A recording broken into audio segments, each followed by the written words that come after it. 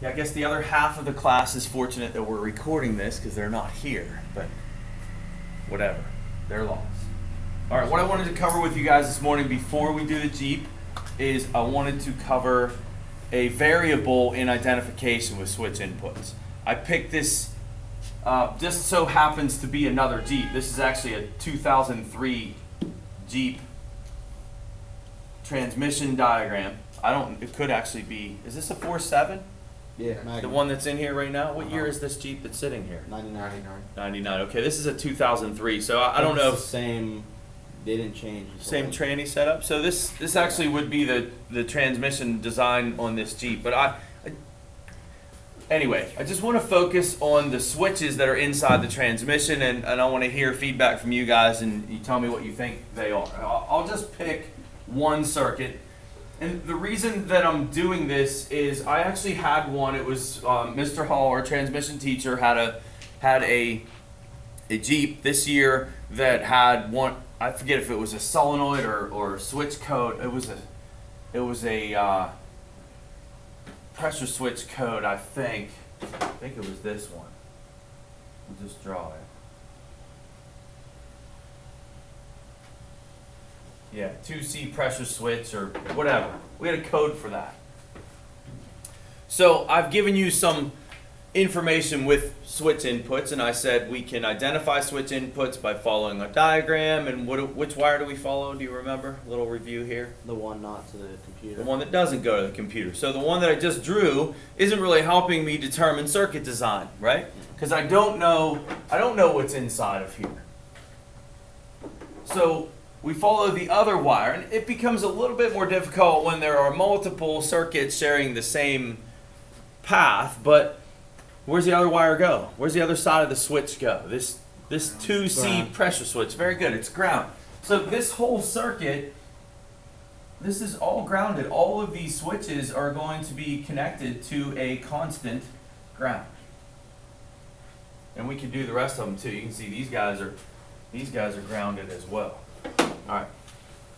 So what did I tell you guys about circuit design?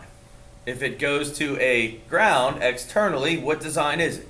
Pull down. Very good. Yeah. So we would call this a pull down design, and we said that because there is a ground on the other side of the switch right there.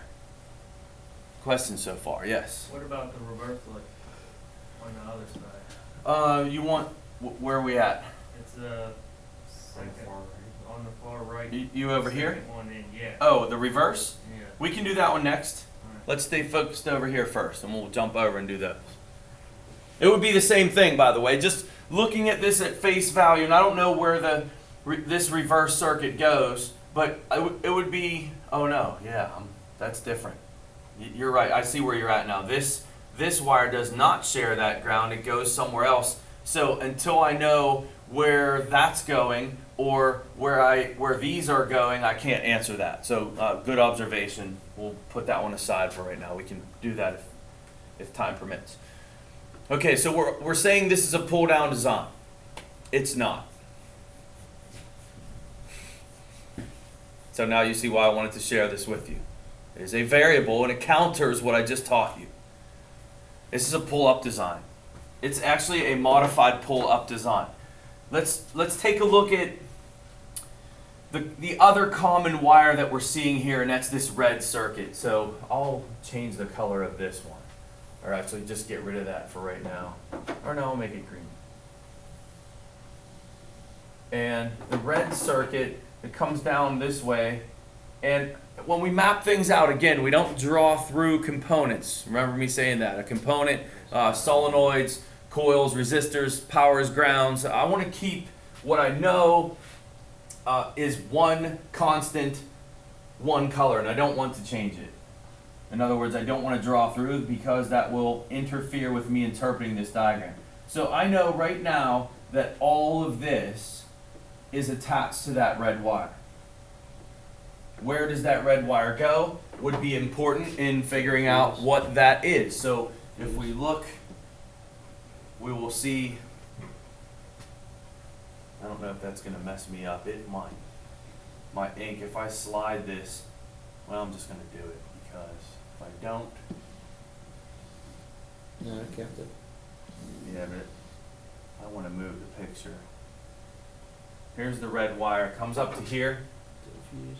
goes to a relay, and that's open, but we look at the other side. Remember I said sometimes with a switch we can draw through with the same color? Sometimes we don't want to. Remember we did the door lock circuits? The door lock circuits we didn't want to draw through because they were reverse polarity on the relays and we had a power and a ground. You guys remember that? But in this case, it's only one switch, and I know when this switch closes over here, just looking at that, that attaches to a fuse. So what is this entire red wire that we just looked at? It's a power. So let's go back down to the bottom.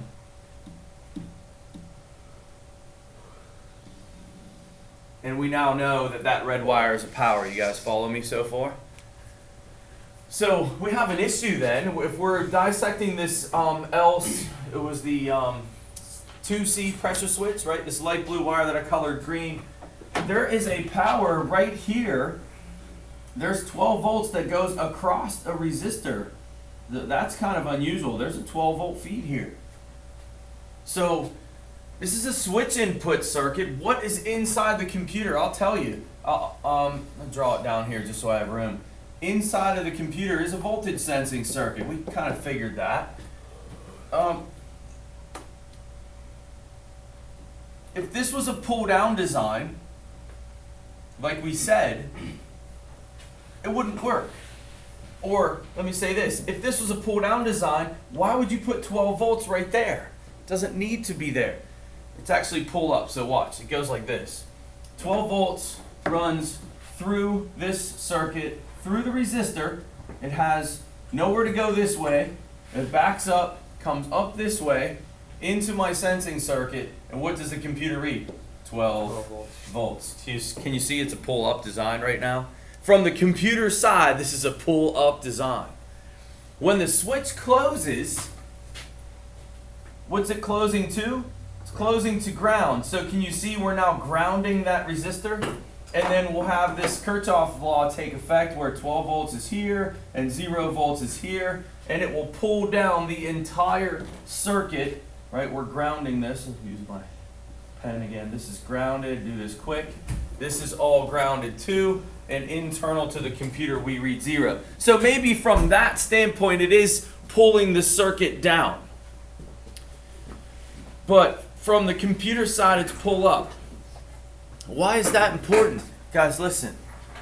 When we troubleshoot problems on these circuits, I told you that circuit design is critical in troubleshooting. If we say to ourselves that this is a pull-down design circuit, then that means that this wire, this light blue wire that I've colored green, should have voltage on it when I unplug the switch. Let me back up even further. This is where we can get in trouble. Let's say that I measure this circuit and I have 0 volts there all the time, and I did on this vehicle. Looking at that diagram, we said to ourselves it's a pull down switch. What will we do? Well, we refer to section 2. And in section 2, we deal with pull up, pull down circuitry. We find our little flow chart. We've already identified it, so we don't need help there. We look at pull down testing, and we find that if the signal voltage at the switch is fixed low, would this follow our scenario? We're at the transmission, it's reading 0 all the time. Would that be fixed low? And we'd follow our chart. What's the first thing I have you do? We want to disconnect the switch and get the shorted switch out of our mind, right? If that switch in the transmission shorted out, it's pulling the voltage down all the time. So let's get rid of that and see what the voltage does, right? In figure 4, I'm showing that, and that's switch disconnected. If it goes back to 12, what is it? It's a bad switch. Everybody got the visual here with the transmission setup? All right, so that's what we're going to do on this Jeep. We unplug the transmission, not the switch. We unplug the transmission connector, which is the same as unplugging the switch. and it stays at 0 volts, if it stays at 0 volts, what we say is it's not the switch.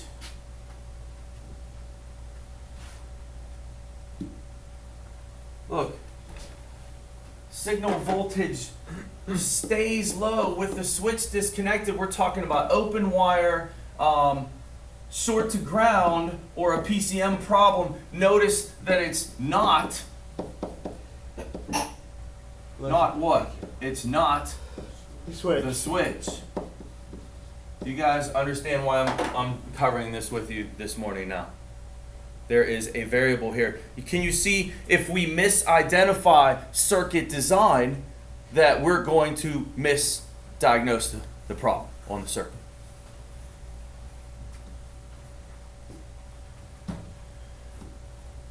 So what do? How do we avoid this? When I looked at the diagram and I saw that number and I looked closer and saw the resistor and I said, wait a minute, that's a 12 volt pull-up design.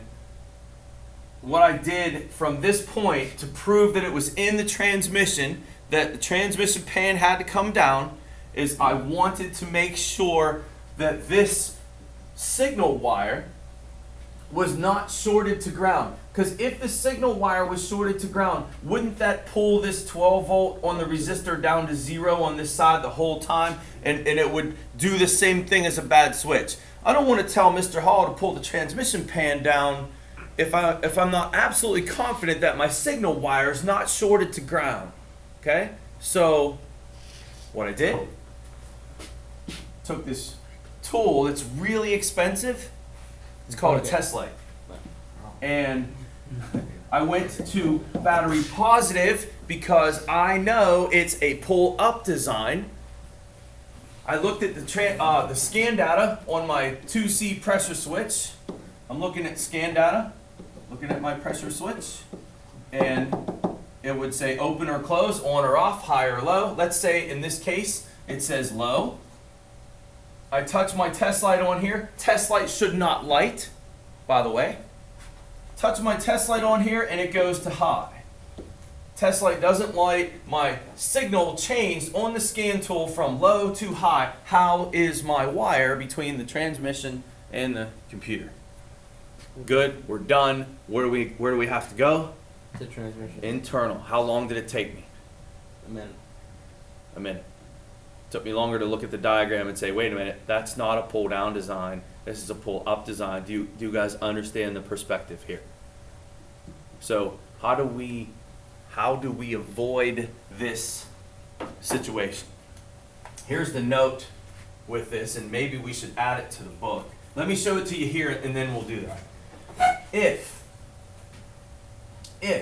the signal wire has a splice, here's my signal wire, and here is the splice that I'm referring to. If the signal wire has a splice and goes somewhere else, it may change circuit design. That's the note. And if we can remember that, guys, honestly, a wiring diagram would be key here, right?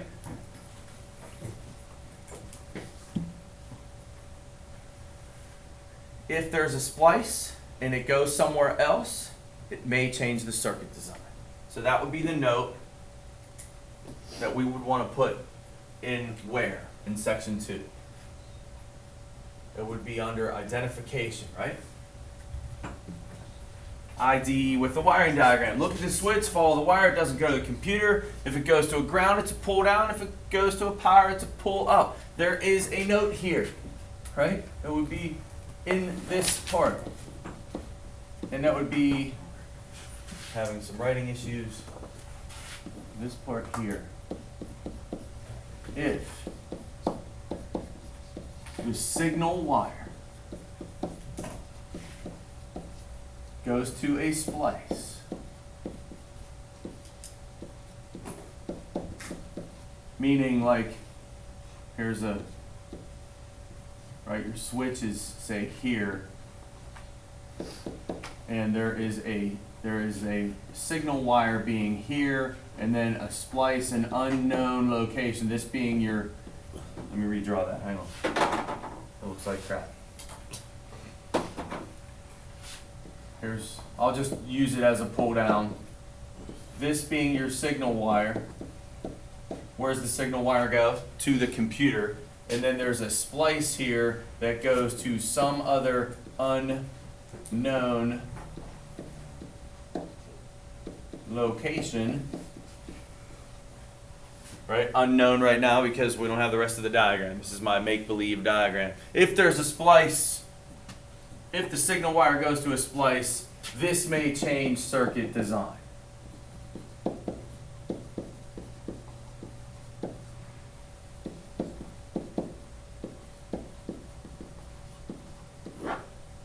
Everybody go with that? This is where it's nice to have the paper version. Right?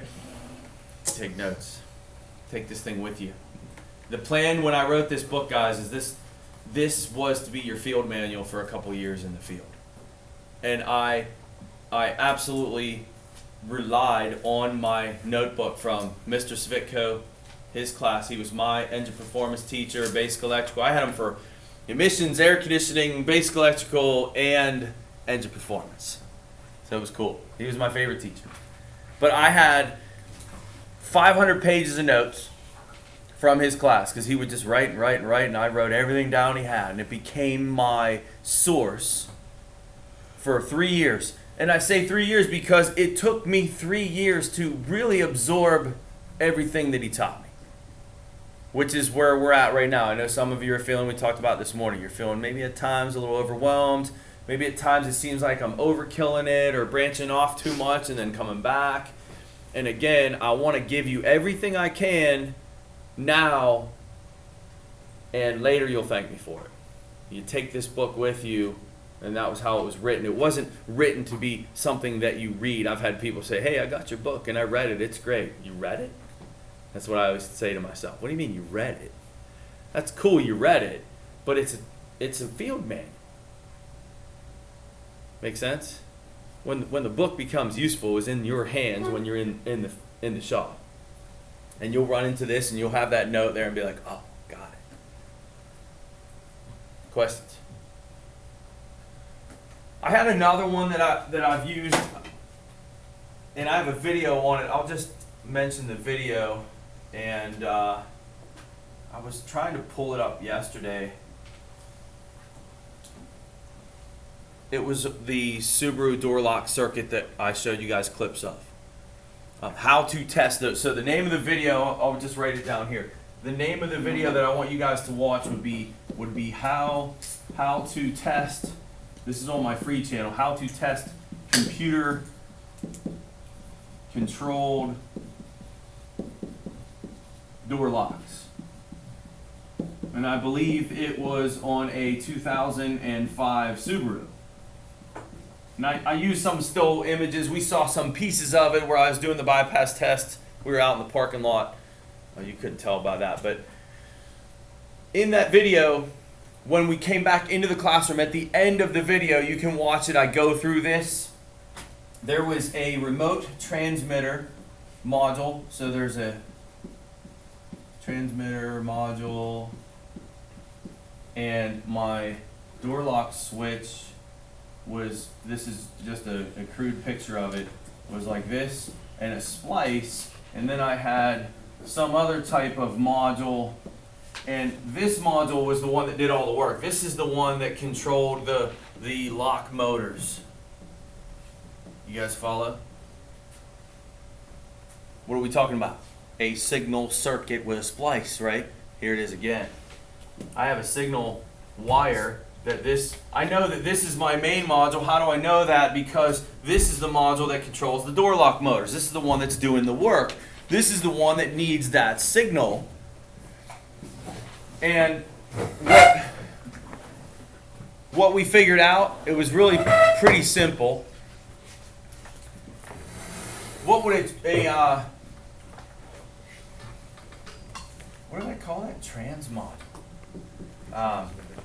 Transmitter, thank you. What do I name it would be your key fob. Yeah, that's what I was Your wondering. your if that key was- fob, that's what that is. Instead of adding this piece, because they would do this on other designs, instead of having this transmitter module or key fob module, I forget what they called it, instead of having that part of this module over here, they made it separate. What do you think that your key did?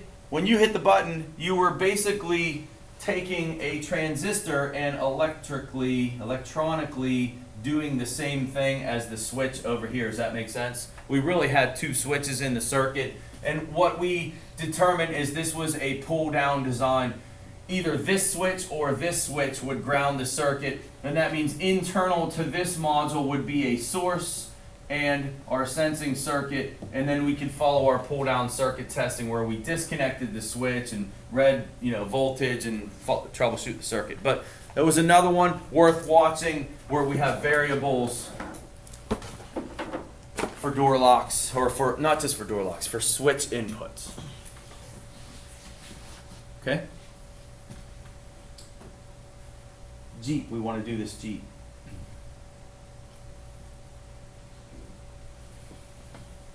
Identification's important.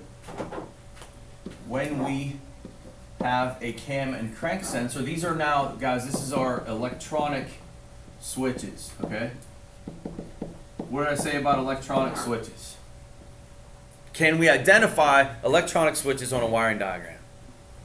Follow the wire that doesn't go to the computer. You cannot, because in the case of our Hall effect or our crank sensor, all of the wires are like this. So what do we have? Can you tell me circuit design by looking at that? Even if they told you that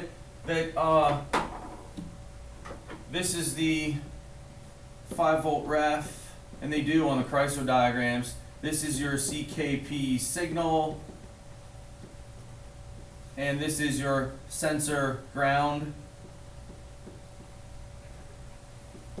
There's some names for the sensor grounds. Might as well talk about it because we're going to be looking at a diagram and you need to know this. And we'll talk about this all the way through the term. Reference low. A reference low is another name for a sensor ground. A signal return is another name for a sensor ground. That's the one that can be confusing, because if we're trying to access the crank signal at the computer, you're looking at the diagram and it says crankshaft position signal return, you're like, oh, that's my signal wire. Nope, it's not. It's your ground wire for the sensor. But even if they give you these designations, does that tell you the circuit design here? Do you know if it's pull up or pull down? We know now that Hall effects have not transmitters. Transmitters in my transistors inside that do the switching, and we learned that yesterday or the day before. And here's how you tell, guys. You unplug it and you measure your signal voltage unplugged. What is the voltage? If unplugged, and I have this written in section 21. Again, we're in a different chapter, but we're about to do this case study, so we need this. If we unplug it and voltage is high, if we have high voltage on the signal wire unplugged, what design is it? What's the sensor doing to make the square wave if the voltage is high with it unplugged? Transistor is nothing more than a switch. It's nothing different than what we're doing right now. If voltage is high on the signal wire, harness side, by the way, harness side is which side of a connector? If I say to back probe the harness side of that connector and unplug it, you are on the computer side of that harness, the side that never leaves the car. Right? That's what we're doing right now. We would be back probing this connector. It's unplugged. We're on the harness side, not sensor side. Harness side, unplugged. Voltage is high. Very good. You can say it. It's a pull down design. You guys follow me here. If voltage is high on a electronic design, you unplug that sensor, it's a pull down design. Now, as we just learned, isn't this critical in troubleshooting? We're about to do this Jeep. This Jeep is a pull-down design. Something to note for you guys, maybe write it down. Chrysler's, Hall effects, they're all pull-down designs. I think that's pretty important information. I have a list of, here's where you can write it. And I put this list in here for you guys to add to. And I haven't added to it for a while because I've been doing video. Circuit designs. Here's the note. Chrysler. Maybe I might even have it in here already. Chrysler cam or crank sensors. They are all 5-volt pull down design. I hesitate to use the word all. The longer I do this, the words all and never I should probably not use anymore. As soon as I think I got something figured out, they change it on me, and then I realize I've been teaching it wrong forever.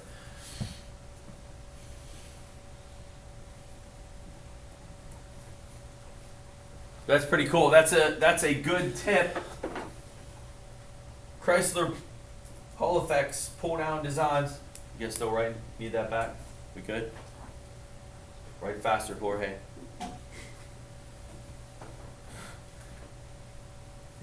Good? Troubleshooting, pull down designs, critical. We're about to do that on this Jeep. Right? Crank sensor we had low voltage on, we were worried about. Cam sensor we had high voltage on. We have to go down to the sensor, see what we have. We know they're pull down designs, critical pieces of information. Now here's the problem in identification though on electronic designs. If you didn't know that going into this Jeep, if there's already a problem, you can't know it. Because the diagram doesn't tell you. And the manufacturer flowchart most likely doesn't tell you that the voltage is going to be 5 volts on that circuit unplugged. So we just need to pay attention, learn these things, write stuff down, documentation, and the other thing too would be know your bypass tests. So for example, let's say you have 0 volts on this wire and you didn't know if it was pull up or pull down. If I unplug this circuit and I find 0 volts on that, and by the way, it would be 0 when I started, just so we're clear. I cranked the engine, it's flatline 0. You know, my next steps would be check my feed, check my ground, those look good. I'm at 0, I'm not sure if it's pull up or pull down. I'll tell you what I'm gonna do. I'm gonna take a test light to battery positive and I'm gonna touch on and off that signal wire and see if I can trigger the crank sensor signal on the scan tool. If I can make an RPM signal, how's that wire? It's good, and it's probably a pull up if I can trigger it. You see how I handle that in that situation? Now there's some concern out there, wait, you're putting 12 volts into a 5 volt circuit? Yep, I am. Is there a concern on a signal circuit for me? The answer is no. Signal circuits on these systems, you're talking about a very, very high impedance voltage sensing circuit inside the computer. Can they handle higher than what's supposed to be there? The answer is yes. I can count, well, I can't count it, countless times that I've seen wiring shorted where it shouldn't be, and you fix that wiring and you're fine. An example would be an oxygen sensor that's only a 1 volt signal that's completely wrapped around the heater circuit that's 12 volts. So we're putting a 12 volt feed into a 1 volt signal circuit, and of course the computer doesn't read really anything more than 1. You know, in that internal memory, anything higher than 450 is a rich signal, and its reaction to 1 volt would be the same as it would be to 12. Looking at the scan tool data, you wouldn't see 12 volts, but there's 12 there. Does it hurt it? It doesn't. Pull it away, everything's good. If you're concerned here, maybe the LED test light might be the better tool in a situation that I just gave you here. You know, it's a little lower current, you're not going to hurt anything. I don't know. There's only one other time I'm worried about this type of testing And I'll share that with you later. It would be when we're energizing transistors and say turning a coil on and off, and we're on the base circuit of a transistor. We're gonna maybe want to use the LED test light for that. I'm not going there now with you guys. We'll do that later. But I'm just trying to give you examples of how I handle the what ifs. And I get this question a lot. How do you know? Well, I might not know on the electronic designs.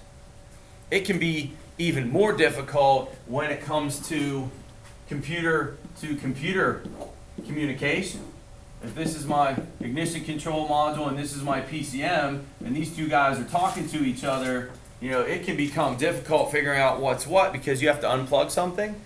And when you unplug the circuit, aren't you unplugging the entire computer? And you might affect, if it's a pull down design, you unplug it, you just affect that whole circuit. So if you were really curious, what you could do is you would cut that wire. Whoops. What you do is you'd cut that wire. Now, just the one wire. Both modules are still alive. Cut the wire, or take the one pin out of the connector and take measurements on the. Does that make sense? If you didn't feel like cutting the wire, you could pull, say, this pin out of the ignition module, and then this is still intact. All your other wires are still plugged in. Your PCM still plugged in. You could take and measure the voltage coming out of the ICM, and then take and measure the voltage coming out of the PCM, and you could make the determination on if it's pull up or pull down and which way the communication line's going. All right, Jeep. This is where we are. We're going to our Jeep. We are dealing with a circuit like this right in front of us. Again, the reference is shared by the map and the TPS and the cam. I'll tell you what we need to do next is we need to pull up the diagram on the Jeep so you guys can see the tie-ins, and then we'll do some voltage measurements and see where this takes us. Sound good? All right, I'm going to let you guys break while I pull up the diagrams and get ready for the next segment.